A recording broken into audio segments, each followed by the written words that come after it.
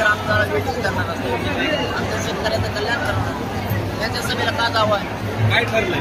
नाही आम्ही जाणार नाही.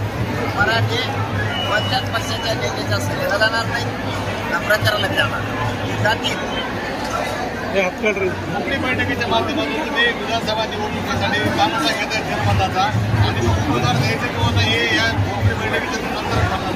हे बाबा असं काही नाही, कानूसा घेत नाही, काय करत नाही.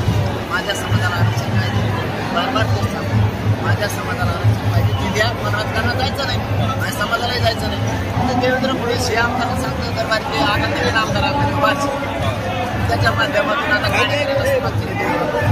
देवेंद्र फडणवीसांना फक्त मागत पडणारे त्याच्या आता राजकारण होत पुढं घातला, पुढे मागं बरेच अंतर घातले. आता तो महिन्यात पाडणारे, भांडण लावणारे आणि तो सभा बी उधळणारे.